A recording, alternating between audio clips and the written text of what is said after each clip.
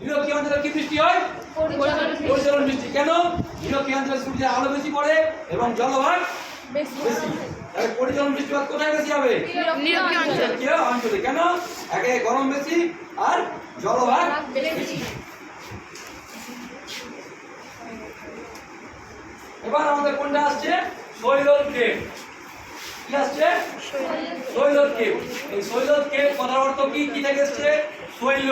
শৈল মানে পাহাড়। শৈল মানে পাহাড়।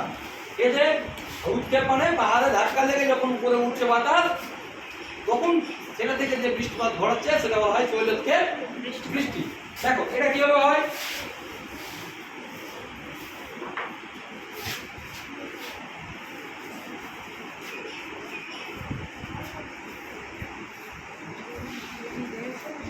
এটা হচ্ছে সমুদ্র। হ্যাঁ, এটা হচ্ছে সমুদ্র, এটা হচ্ছে পাহাড়। এখানে বাড়িঘর গাছপালা এরকম রয়েছে। এবার আমাদের পৃথিবীতে বিভিন্ন বায়ুচাপ বলয় রয়েছে। সেই বায়ুচাপ বলয় সে নিয়ত বায়ু প্রবাহিত হয়, সাময়িক বায়ু প্রবাহিত হয়। এটা কি হয়? অনেক সময় সমুদ্র দিক থেকে উষ্ণ আর্দ্র বাতাস স্থলভাগের দিকে আসে। তখন উষ্ণ বাতাস, কি বাতাস? উষ্ণ বাতাস। হ্যাঁ, কোথার দিকে আসছে? স্থলভাগের দিকে। কোন জায়গা থেকে? সমুদ্র থেকে। সমুদ্রের উপর দিয়ে কি বায়ু আসছে? উষ্ণ বায়ু। যখন উষ্ণ বায়ু সমুদ্রের উপর দিয়ে আসবে তখন কি সংগ্রহ করবে? জলীয় বাষ্প সংগ্রহ করবে। কি বাষ্প সংগ্রহ করবে? জলীয় বাষ্প সংগ্রহ করে উষ্ণ বায়ু স্থলভাগে দিয়ে যাচ্ছে। যখন সে যাবে গিয়ে কোথায় ধাক্কা লাগছে? জলীয় বাষ্প পূর্ণ উষ্ণ বায়ু। জলীয় বাষ্প পূর্ণ উষ্ণ বায়ু কোথায় ধাক্কা লাগছে? পাহাড়ে। যখন ধাক্কা লাগলো, ধাক্কা লেগে কোথায় যাবে? পাহাড় ভেদ করে যেতে পারবে কি? না। যখন ধাক্কা লাগলো, কিন্তু এই যে অ্যাঙ্গেলটা আছে, ধাক্কা লেগে কোথায় হবে? উঠবে উপর দিকে। উঠে কি সৃষ্টি করবে? মেঘ সৃষ্টি করবে। এবং মেঘ যখন সৃষ্টি করলো, তাহলে মেঘ থেকে ওই জলীয় বাষ্প ঘনীভূত হয়ে মেঘ সৃষ্টি করলো। মেঘ যখন সৃষ্টি করলো তখন ওই জলীয় বাষ্পটা আরো অনেক একসঙ্গে জমা হচ্ছে এবং ওই ক্ষুদ্র ক্ষুদ্র অসংখ্য জলীয় বাষ্প একসঙ্গে জমাটবদ্ধ হয়ে মেঘ সৃষ্টি করে। সেই মেঘ থেকে বৃষ্টির ফোঁটা রূপে তখন কোথায় পড়বে? নিচের দিকে আসবে।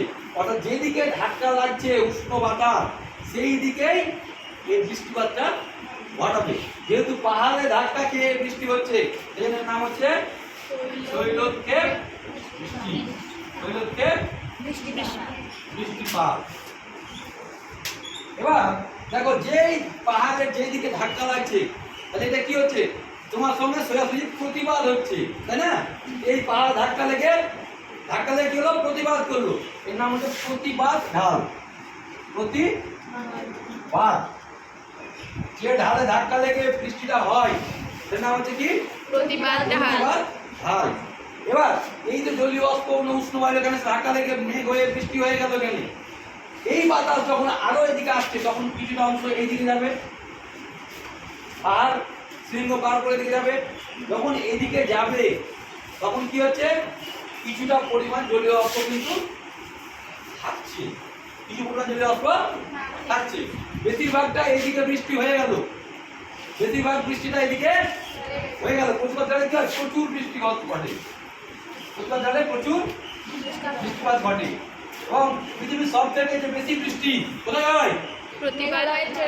মেঘালয়ের চেরাপুঞ্জির নিকটবর্তী মৌসিন রাম।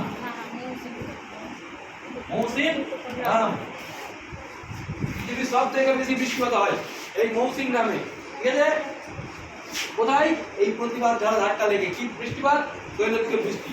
এবার এই মেঘ যখন কিছুটা অংশ এদিকে যাচ্ছে তখন তাতে জলীয় বাষ্প কমে যাচ্ছে। জলীয় বাষ্প কি হচ্ছে? কমে যাচ্ছে। জলীয় বাষ্প কমে যাচ্ছে। যেহেতু এদিকে কম জলীয় বাষ্প আছে, তাহলে এদিকে কি হবে? বৃষ্টিপাতটা কম বৃষ্টিপাত হবে। তাহলে এইদিকে ধরো যদি 100 হয়, এদিকে আরো 20, 30 বা 25 বা 15 এরকম হবে। তাহলে এর ছায়া এদিকে, তাহলে এদিকে বৃষ্টি প্রচুর হচ্ছে, এদিকে বৃষ্টির ছায়া পড়ছে। এটা বলা হয় বৃষ্টির ছায়া অঞ্চল। কি অঞ্চল বলা হয় এটাকে? বৃষ্টির ছায়া অঞ্চল। বৃষ্টির ছায়া অঞ্চল। কি অঞ্চল বলছে? বৃষ্টির ছায়া অঞ্চল। এদিকে এত বেশি বৃষ্টিপাত ঘটছে আর এদিকে তার খুবই কম পরিমাণ হচ্ছে, এর হচ্ছে বৃষ্টির ছায়া। এবং এই ঢালটাকে বলছে প্রতিবাদ ঢাল, আর এটা বলছে অনুবাদ ঢাল। কি ঢাল? অনুবাদ ঢাল। অনুবাদ ঢাল। তাহলে কোন ঢালে বৃষ্টি বেশি হয়, প্রতিবাদ না অনুবাদ? প্রতিবাদ। প্রতিবাদ ঢালে। প্রথম ধাক্কা খায় কোথায়? প্রতিবাদ ঢাল। প্রতিবাদ ঢালে। বৃষ্টি ছায়া অঞ্চল কোন দিকে থাকে? যেদিকে ধাক্কা খায় তার উল্টো দিকে, বিপরীত দিকে। এটা যেমন মৌসিনরাম, এটার উদাহরণ হচ্ছে শিলং। এটার উদাহরণ হচ্ছে শিলং। মেঘালয় দুটো জায়গা, মৌসিনরাম সবথেকে বেশি বৃষ্টি, শিলং হচ্ছে বৃষ্টি ছায়া অঞ্চল। কেন? এটা অনুবাদ ঢালে অবস্থিত। হ্যাঁ, এটা অনুবাদ ঢালে অবস্থিত। এখানে কিভাবে বৃষ্টি হয়? ভারতবর্ষের দক্ষিণে যে বঙ্গোপসাগর রয়েছে, আমাদের পশ্চিমবঙ্গের ঠিক দক্ষিণে, বঙ্গোপসাগর থেকে দক্ষিণ পূর্ব মৌসুমী বায়ু যখন আসে পশ্চিমবঙ্গ এবং বাংলাদেশের উপর দিয়ে আসে, প্রথম ধাক্কা খায় হচ্ছে মেঘালয়ে এই গারো খাসি জয়ন্তিয়া পাহাড়ে। হ্যাঁ, তার নিচে বাংলাদেশে কোনো সেরকম পাহাড় নেই। প্রথম ধাক্কা খাচ্ছে ওইখানে। যেহেতু প্রথম ধাক্কা খাচ্ছে এখানে, তাহলে এখানে প্রথম ধাক্কা খাওয়ার মধ্যে কি হচ্ছে? এই মেঘ ঘনীভূত হয়ে উপরে উঠছে। যেহেতু উচ্চতা বাড়লে তাপমাত্রা কমে যায়, তাহলে যেটুকু মেঘ আছে সেটা আরো ঘনীভূত হয়ে কি হচ্ছে, সাথে জলীয় বাষ্প আরো বেশি কাছাকাছি আসছে এবং সেখান থেকে মেঘ সৃষ্টি করে বৃষ্টিপাত হচ্ছে এবং প্রচুর পরিমাণে বৃষ্টিপাত করায় প্রতিবাদ ঢালে। উদাহরণ হচ্ছে মেঘালয়ের মৌসিনরাম। এই মেঘ যখন উল্টো পাশে যাচ্ছে পাহাড়ে, যখন বৃষ্টির ছায়া অঞ্চল, অনুবাদ ঢালে বৃষ্টিপাত কম হচ্ছে। উদাহরণ হচ্ছে শিলং। শিলং। ঠিক আছে, তাহলে এটা গেল হচ্ছে শৈলোৎক্ষেপ বৃষ্টি। আবার বলছি শৈল উৎক্ষেপ। শৈল মানে পর্বত এবং উৎক্ষেপ মানে হচ্ছে ধাক্কা লেগে উপরে ওঠা।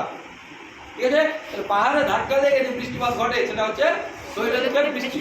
এবং ভারতবর্ষে সর্বাধিক বৃষ্টিপাত হয় কিন্তু এই শৈলোৎক্ষেপ বৃষ্টির কারণেই।